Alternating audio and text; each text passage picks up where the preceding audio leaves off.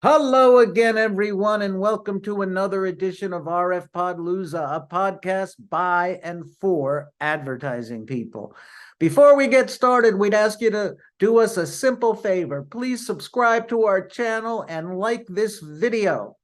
Now, this week we travel to the city of Ann Arbor, Michigan, one of America's greatest college towns, and we meet with Jan Muleman, CEO and founder of the Regroup Agency. Jan has been very prominent in the development of our industry over the last several decades. She has seen it all, from the mergers and acquisitions to spin-offs, clients' wins and losses, as well as the emergence of digital technology and its effect on our industry. We are very privileged to have Jan Muleman as our guest this week. So let's meet Jan.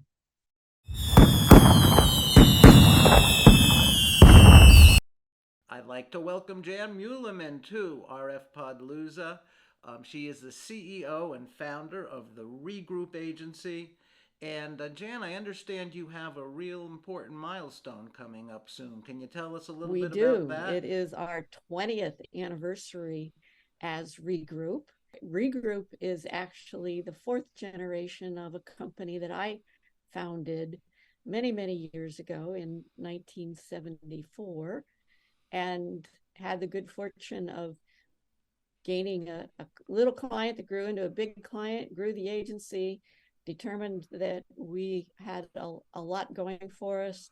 We sold the agency, folded into a much larger agency. That agency sold to Omnicom.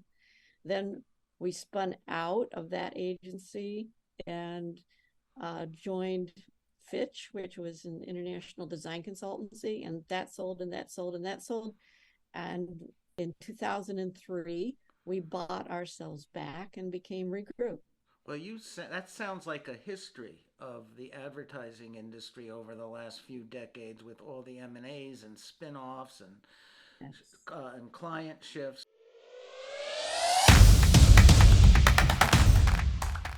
Going back to the very beginning of your lineage, you started with a really well-known brand name, which makes and sells one of my favorite food groups. Why don't you tell us a little bit about that? Well, we had the good fortune to be approached by Tom Monahan of Domino's Pizza because he thought he had failed to respond to a protest that had been filed against his registration of the name Domino's Pizza by Domino's Sugar, Amstar. And he thought he had lost the use of the name, and he was going to pursue it in court, but he wanted to make sure that in the event that he lost, he could change the name. And in fact, 5 years later, when we were the agency of record for him, he lost in district court down in Atlanta, lost the use of the name. We actually switched out the inside graphics of the signs and the patches and the logos on the boxes to Pizza Dispatch, kept opening stores, and then when he won at appellate court, we switched it all back.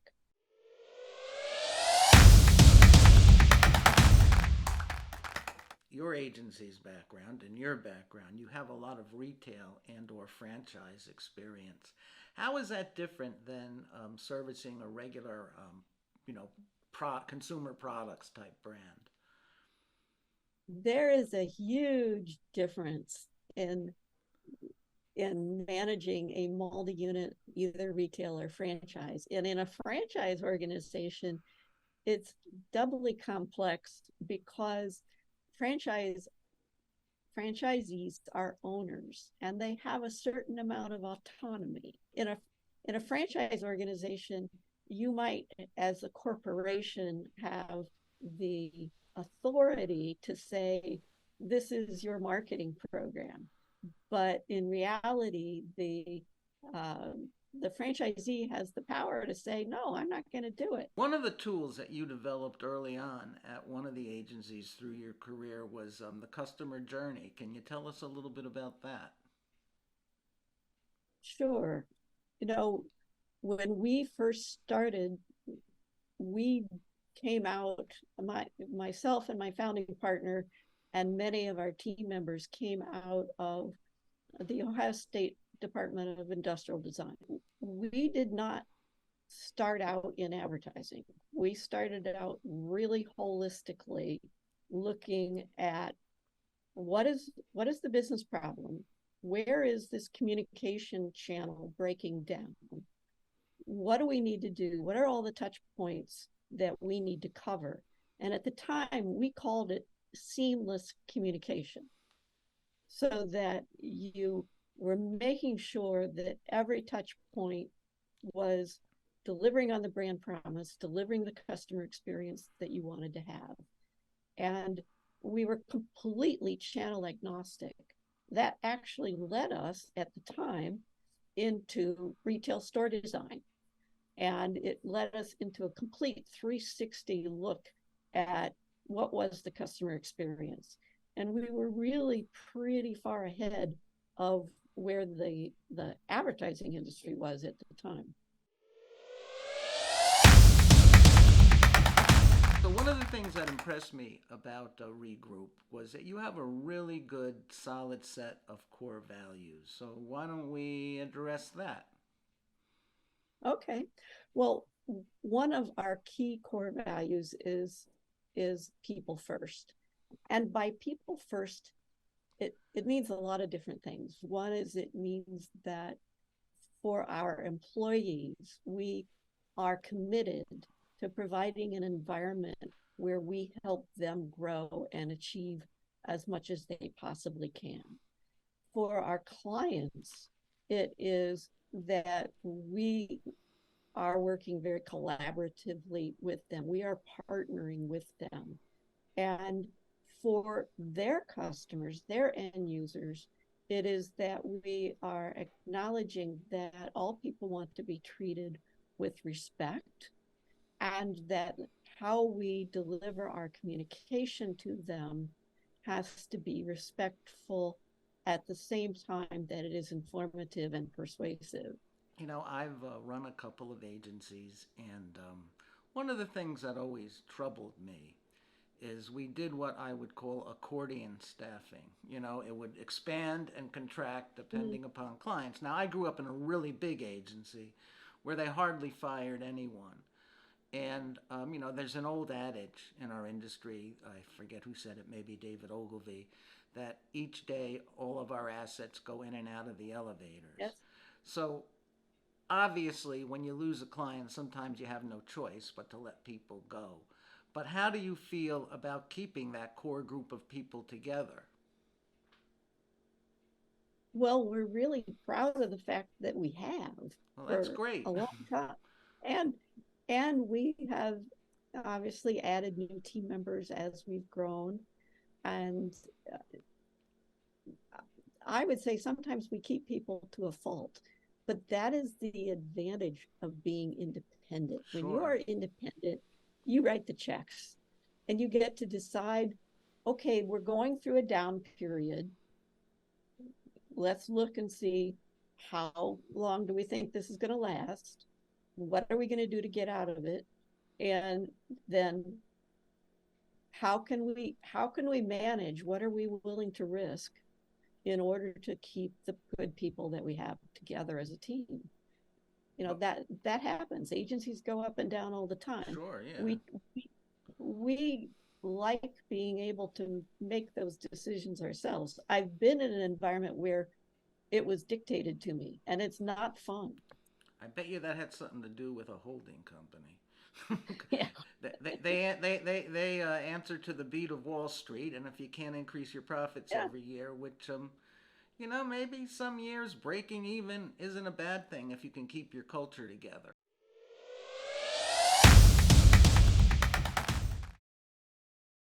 And so that leads me right into some of the biggest topics in our industry today: Chat GPT and AI. Do you have any philosophy on that, or is it still developing, as most people's are, I guess? But I would say we are still developing that. We have written a policy for our team on the use of that.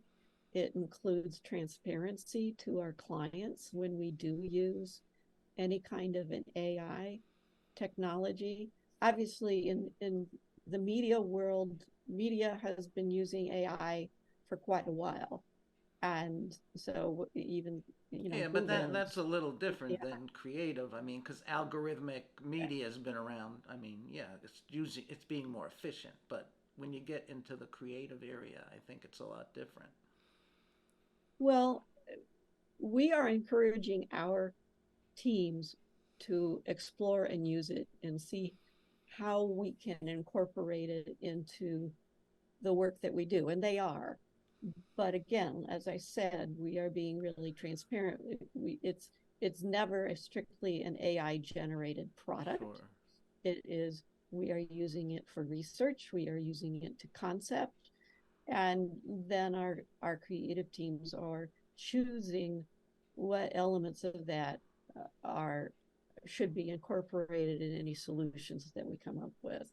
So we're approaching it cautiously, but it's a tool, Sure. and it's Yeah. going to be here, and we're going to use it. So Okay. we have to figure out what that is. You just want to make sure the tool is put in the right hands, hence the focus on your people and your culture. I was looking through your work that your agency has done, the creative work, and you've done some great stuff. Why don't you tell me about some of your campaigns? Well, one of the clients that we have enjoyed working with and feel we have really contributed to their success is DTE. DTE is a energy utility. They are, uh, and as a utility, they are in a low engagement category. And often you find that utilities don't do much in terms of marketing and advertising and talking on a regular basis to their customers. What we have found that people feel better about their energy company, their utility, when they have had communications from them. And that includes advertising. That's great. And there's a campaign that I saw for the University of Michigan, a Wash Your Hands campaign, which featured some really pop art, I guess, for lack of a better term. Tell me about that one. That was done for the University of Michigan Health System, which is now called U of M Health or Michigan Medicine. And it was an internal campaign when they were trying to really raise their scores for safety.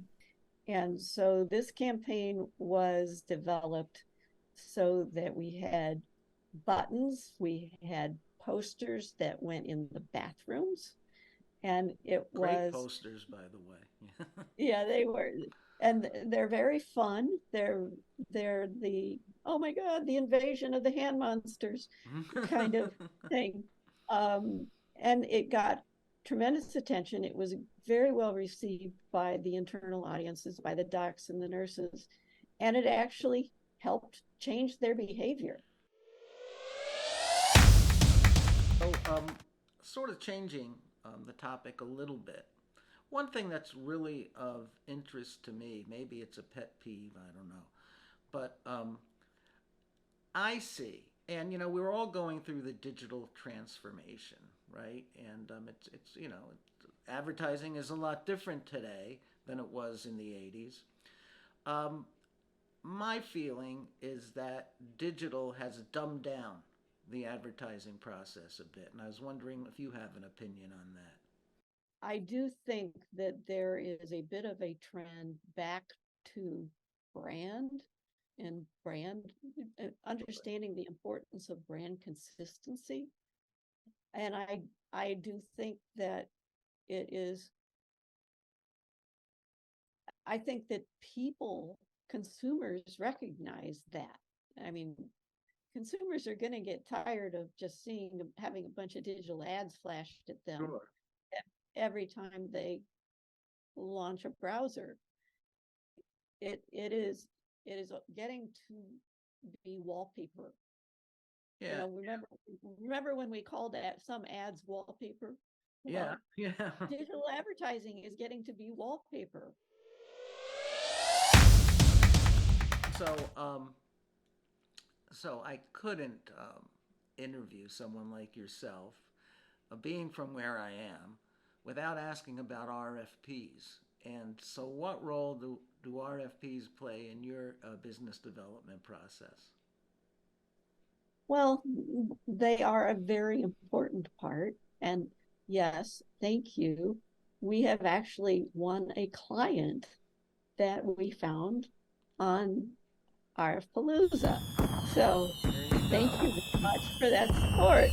Well, And RFPs are probably forever going to be part of an agency's business development process. What we try to do is to be really selective of what ones we pursue, and recognizing that we have to have something of relevance that we can offer them. And that's another core value or philosophy, at least, that I have, which is every time you talk to a customer, whether that is in a prospect mode where you are saying who you are and what you do, you always need to leave them with something of value. So we try to gift as much intelligence as we can in our RFP responses. And the most recent one that we did, thanks to your program, is they sent out an RFP that was a series of questions. It was more like an RFI, but it was a series of questions that let us shine because we could answer their questions with our experience that was relevant to them. well, that's the And way then it give should them be. some, what we are feeling is in today's world, having a relationship of trust with your audience is getting increasingly difficult. Hmm. What is truth? And Yeah, and that's the true. media isn't Well, yeah, we've helping. been through that, haven't we? Yeah, the media isn't helping a whole lot. Mm. So um, we are focusing a lot more on in fact, this client that we just won, thank you, is really their goal is they want their customer to trust them. That's our assignment, is help us gain their trust. Let me ask the question because you're on a roll Okay. here. So, in today's advertising environment, there are certain things that I believe, and I know you believe, that are really important. And authenticity is a word I hear a lot, and trust is a word I hear a lot. How does that fit into Regroup's philosophy? Well, it's really, I believe, increasingly important.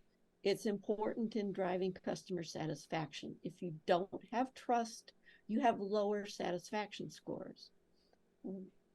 Most recently, for this client that you helped us connect with and ultimately win, their assignment to us is to build trust with their customers. They've gone through a period of time in the past where they had disappointing service to their customers.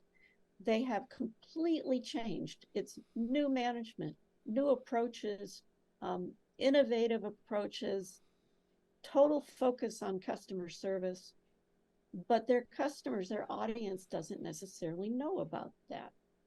What we turned to a professional researcher and educator, Kent Grayson, out of Northwestern Kellogg School, and he has developed a three-part model for trust, and at the base is performance.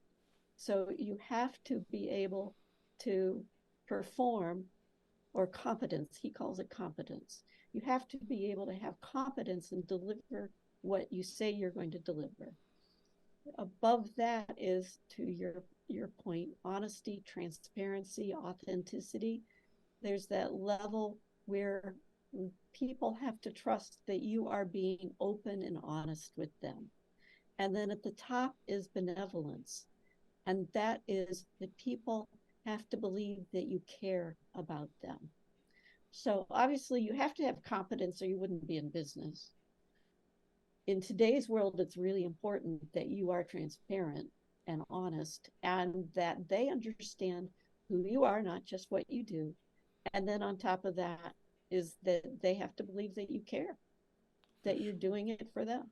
Yeah, well, when you get right down to it, that's what effective branding is all about. It's projecting the brand in an authentic way that creates an emotional bond, and that shows that there's some level of care and trust there, I believe. So, well, Jan, this has been great.